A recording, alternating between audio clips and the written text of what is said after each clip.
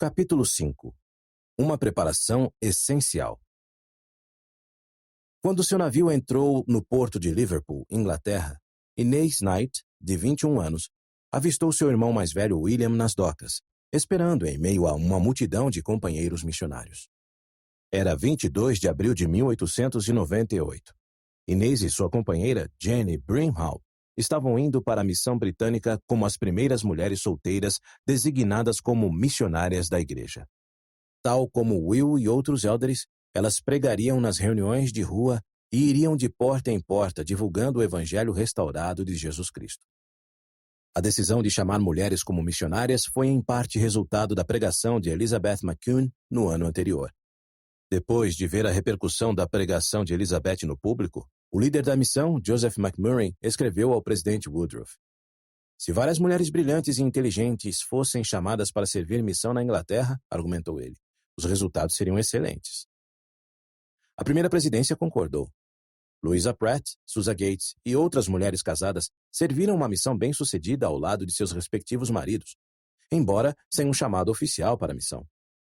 Além disso, as líderes da Sociedade de Socorro e da AMMJD foram boas embaixadoras da igreja em eventos como a Feira Mundial de 1893.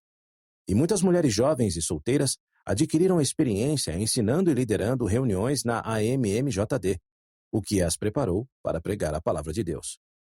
Depois de se reunir com Will, Inez caminhou com ele e Jenny até a sede da missão, um prédio de 4 andares que os santos ocupavam desde a década de 1850. Lá, elas conheceram o presidente McMurray. "Quero que cada uma de vocês compreenda que foi chamada para cá pelo Senhor", disse ele. Enquanto ele falava, Inez sentiu pela primeira vez a grande responsabilidade que pesava sobre seus ombros. No dia seguinte, ela e Jenny acompanharam o presidente McMurray e outros missionários a Oldham, uma cidade industrial a leste de Liverpool.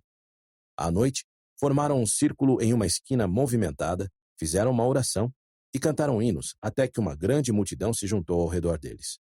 O presidente McMurray anunciou que uma reunião especial seria realizada no dia seguinte e convidou todos a vir e ouvir a pregação de mulheres mórmons de verdade. Quando ele disse isso, uma sensação de mal-estar tomou conta de Inez. Ela se sentiu nervosa em relação a falar para uma grande multidão. Ainda assim, enquanto estava entre os missionários com seus chapéus de seda e ternos pretos, ela nunca tinha se sentido tão orgulhosa de ser um santo dos últimos dias. Na noite seguinte, Inez tremia enquanto esperava sua vez de falar. Tendo ouvido terríveis mentiras sobre as mulheres santas dos últimos dias contadas por William Jarman e outros críticos da igreja, as pessoas ficaram curiosas sobre ela e as outras mulheres que falariam na reunião. Sarah Noel e Caroline Smith, esposa e cunhada de um dos missionários, discursaram primeiro à congregação. Inez então falou, e apesar de seu medo, ela se surpreendeu por se sair tão bem. Inez e Jenny logo foram designadas para trabalhar em Cheltenham. Elas iam de porta em porta e frequentemente testemunhavam em reuniões de rua. Também aceitavam convites para se reunir com as pessoas em sua casa. Os ouvintes geralmente as tratavam bem, embora, ocasionalmente, alguém zombasse delas ou as acusasse de estar mentindo. Os esforços para corrigir informações falsas receberam um grande impulso quando James E. Talmage, um acadêmico santo dos últimos dias nascido na Inglaterra, viajou por todo o Reino Unido para proferir palestras públicas sobre Utah, o Oeste Americano e os Santos. As palestras foram realizadas em salões bem conhecidos e atraíram centenas de pessoas. Enquanto falava, James usava um dispositivo chamado estereóptico, que projetava imagens de alta qualidade de Utah em uma grande tela, dando ao público uma imagem nítida das pessoas e de lugares do estado. Depois de uma apresentação, um homem saiu dizendo: "Isso foi bem diferente da palestra de Jarman." Enquanto isso, Inez e Jenny esperavam ver mais mulheres servindo missão. "Sentimos que o Senhor está nos abençoando em nossos esforços de dissipar o preconceito e espalhar a verdade", relataram elas aos líderes de missão. "Confiamos que muitas das moças dignas de Sião terão permissão de desfrutar o mesmo privilégio que temos agora, pois sentimos que elas podem fazer muitas coisas boas." Mais ou menos na época em que Inez Knight e Jenny Brimhall partiram para a Inglaterra, Hirini Waanga chegou a Wellington, Nova Zelândia, como missionário de tempo integral. A primeira presidência fez o chamado no início de 1898 e Hirini atendeu imediatamente. Farei toda a preparação necessária, disse ele à presidência, e me esforçarei para magnificar meu chamado como élder de a Igreja de Jesus Cristo dos Santos dos Últimos Dias. O chamado missionário de Hirini, como o das missionárias solteiras, foi um marco na história da Igreja. Embora os missionários locais maoris às vezes ajudassem os élderes na Nova Zelândia, Hirini foi o primeiro maori chamado para o serviço de tempo integral. O chamado veio depois que Benjamin Goddard e Ezra Stevenson, dois ex-missionários da Nova Zelândia, recomendaram que o presidente Woodruff enviasse Hirini em missão. Como um dos maoris mais amados e respeitados da Igreja, Hirini pôde fazer um grande trabalho entre seu povo, incluindo o de reunir sua genealogia e testificar do trabalho sagrado que ele e sua esposa, Mary, estavam realizando no templo de Salt Lake. Como os relatos exagerados sobre as dificuldades que sua família enfrentara em Canabe estavam criando inquietação entre alguns santos maoris, ele também pôde fazer um relato verdadeiro de suas experiências em Utah. Cientes das dificuldades financeiras da família Waanga, os membros da Associação Maori de Sião prometeram financiar a missão de Hirini. A 11ª ala de Salt Lake City também realizou um concerto beneficente para arrecadar dinheiro para ele. Deixando sua família em Utah, Hirini viajou para a Nova Zelândia com outros novos missionários. Agora, com 70 anos de idade, ele era décadas mais velho do que todos os seus companheiros. Ezra Stevenson, que recentemente perdera a esposa e o único filho, liderava o grupo como o novo presidente de missão. Ele havia servido como secretário da Associação Maori de Sião pouco antes de seu chamado e falava bem o idioma maori.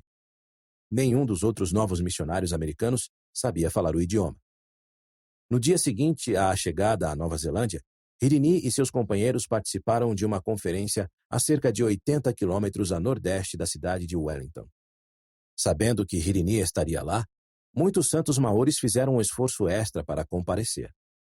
Eles e os outros santos da Nova Zelândia recepcionaram os missionários com uma banda de música e os conduziram rua abaixo até a conferência. Lá, os recém-chegados foram saudados com uma dança cerimonial maori chamada haka. Lágrimas correram copiosamente pelo restante da tarde. Os santos desfrutaram de uma refeição e os parentes de Hirini apertaram a mão dele e pressionaram a testa e o nariz contra os dele em uma saudação tradicional maori. O presidente da missão levou os santos maoris a uma varanda próxima, onde se reuniram em torno de Hirini e lhe fizeram discursos de boas-vindas à Ilha do Norte. Não se retiraram antes das 2 horas da manhã.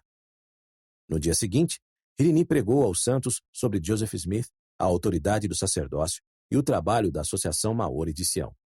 Também pediu aos santos que compilassem sua genealogia e fizessem as ordenanças do templo por seus antepassados. Após a conferência, os santos voltaram para casa e Hirini e Ezra iniciaram sua jornada pela missão. Na primavera de 1898, surgiram tensões entre os Estados Unidos e a Espanha, depois que um navio de guerra americano explodiu na costa de Havana, Cuba.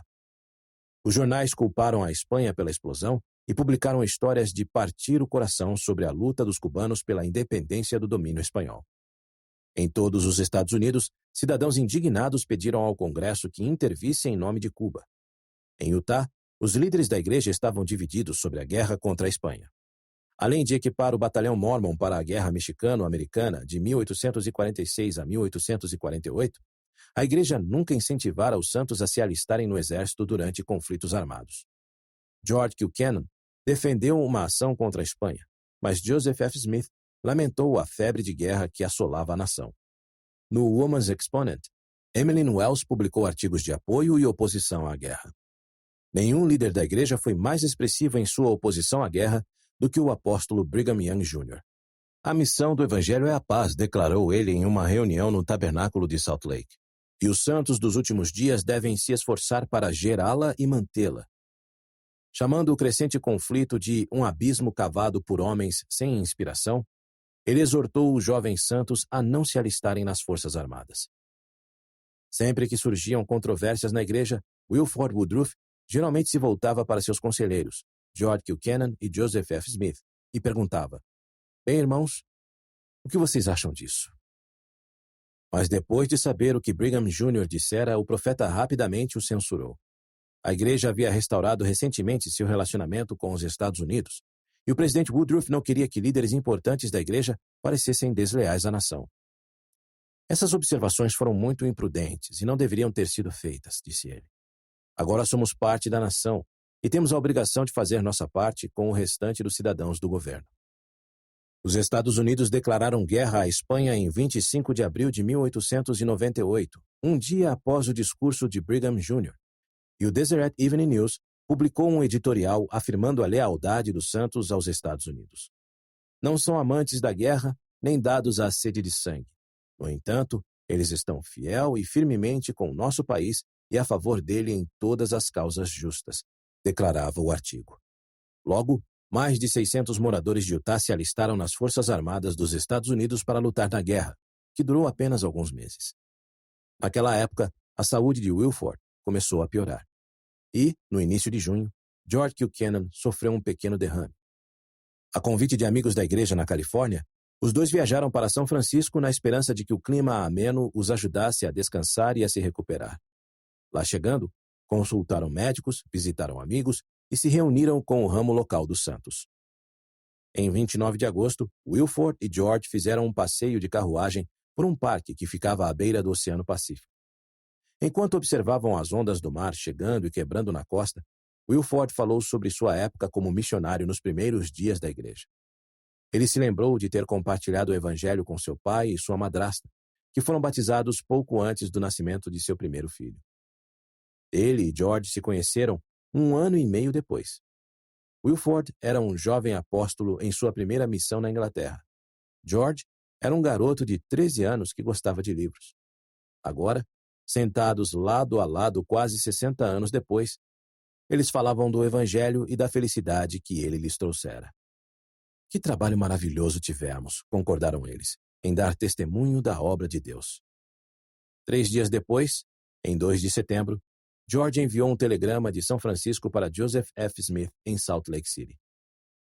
O presidente Woodruff faleceu. Ele nos deixou às 6h40 desta manhã. Divulgue a notícia para a família dele. Dormiu tranquilamente a noite toda e faleceu sem se mexer.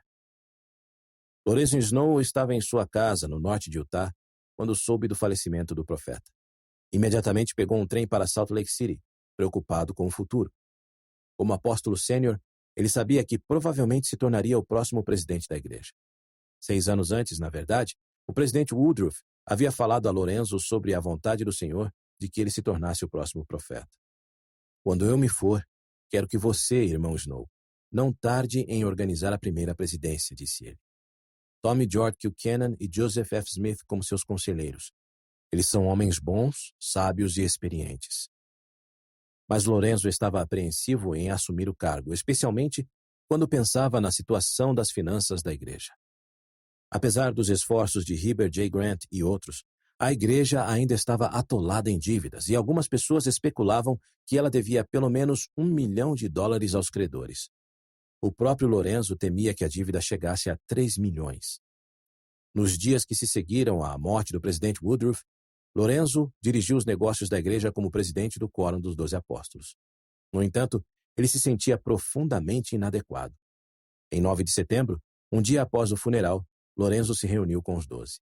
Ainda se sentindo inadequado para o chamado, ele propôs deixar o cargo de presidente do Quórum. Os apóstolos, no entanto, votaram para continuar a apoiá-lo como seu líder.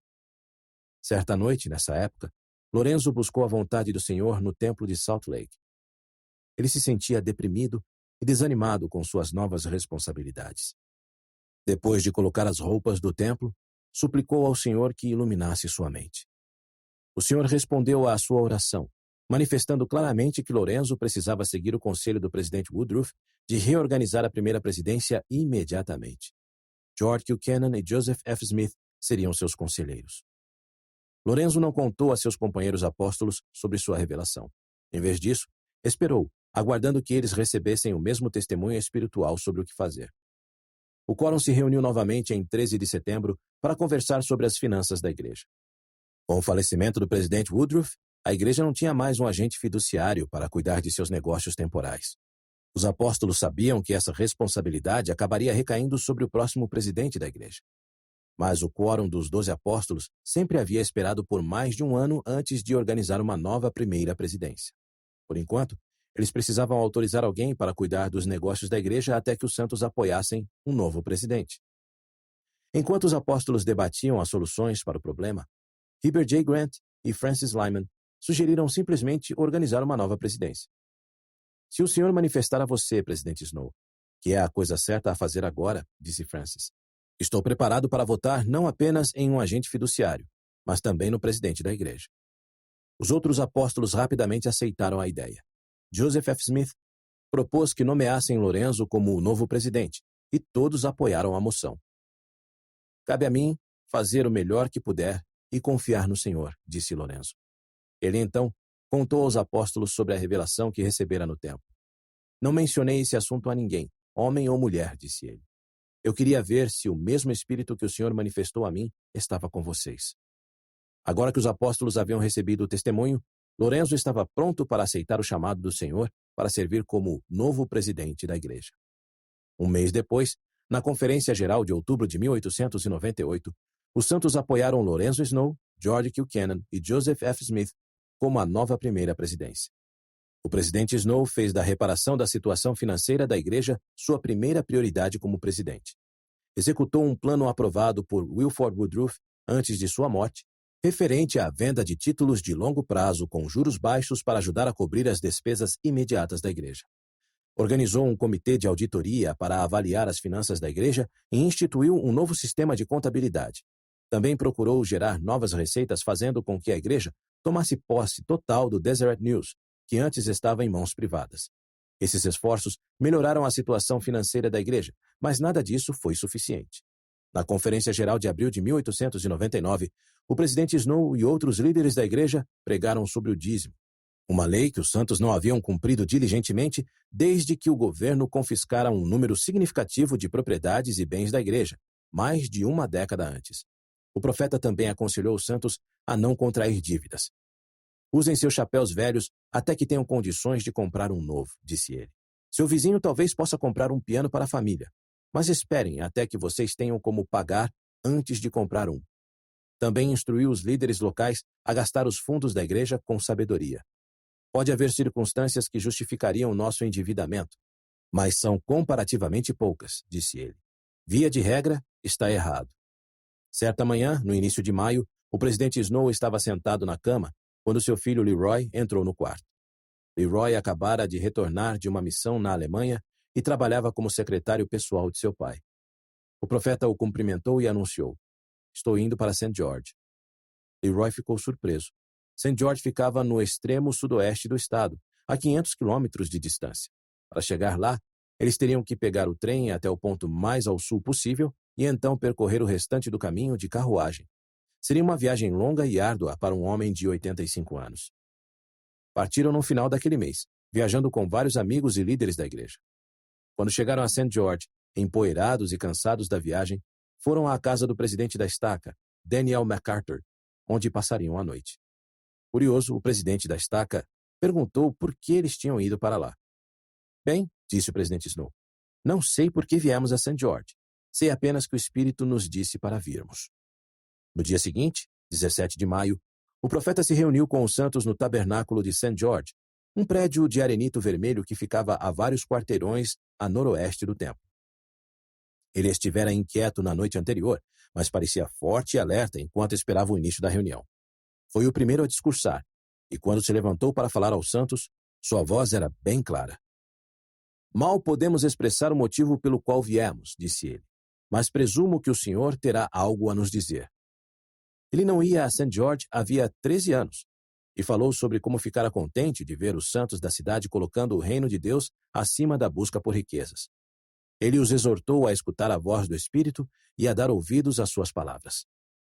Para ir para o céu, devemos primeiro aprender a obedecer às leis do céu, disse ele, e nos aproximaremos do reino de Deus tão rápido quanto aprendemos a obedecer às suas leis. Durante o sermão, o presidente Snow fez uma pausa inesperada, e o salão ficou totalmente em silêncio. Seus olhos reluziram e seu semblante brilhou. Quando ele abriu a boca, sua voz estava mais forte. A inspiração de Deus parecia encher o salão. Ele então falou sobre o dízimo. A maioria dos santos de St. George pagava o dízimo integralmente, e o profeta reconheceu sua fidelidade. Ele também observou que os pobres eram os dizimistas mais generosos. Mas lamentou que muitos outros santos relutassem em pagar o dízimo integral, embora a recente crise financeira tivesse terminado e a economia estivesse melhorando. Ele queria que todos os santos observassem estritamente aquele princípio. Essa é uma preparação essencial para Sião, disse ele. Na tarde seguinte, o presidente Snow falou novamente no tabernáculo. Chegou o momento, anunciou ele à congregação, de todo santo dos últimos dias que tenciona estar preparado para o futuro, com os pés solidamente assentados no chão firme, cumprir a vontade do Senhor e pagar integralmente o dízimo. Essa é a palavra do Senhor para vocês, e será a palavra do Senhor para todos os assentamentos espalhados pela terra de Sião. Em sua viagem de volta a Salt Lake City, o presidente Snow parou nas aldeias e cidades ao longo do caminho para testificar da vontade revelada do Senhor. Fomos educados na lei do dízimo por 61 anos, mas ainda não aprendemos a observá-la, disse ele aos santos em uma cidade. Estamos em uma condição terrível e por causa disso a igreja está em cativeiro. O único alívio para os santos é a observância dessa lei. Ele os desafiou a obedecer plenamente à lei e prometeu que o Senhor os abençoaria por seus esforços. Também declarou que o pagamento do dízimo seria então um requisito rigoroso para a frequência ao templo. Quando chegou a Salt Lake City, continuou a exortar os santos a pagar o dízimo, prometendo que o Senhor perdoaria sua desobediência à lei, santificaria sua terra e os protegeria do mal. Em 2 de julho, ele falou sobre a lei em uma reunião com autoridades gerais, líderes gerais da igreja, presidências de estaca e bispos no templo de Salt Lake. O Senhor nos perdoou por nossa negligência em pagar nosso dízimo no passado, mas Ele não nos perdoará mais, declarou ele. Se não obedecermos a essa lei, seremos dispersos como o foram os santos do condado de Jackson. Antes do encerramento da reunião, o profeta pediu a todos que se levantassem, erguessem a mão direita e se comprometessem a aceitar e a guardar a lei do dízimo como a palavra do Senhor. Queremos que vocês sejam diligentes em obedecer a essa lei, disse ele aos santos. E vejam que a palavra está sendo transmitida a todas as partes da igreja.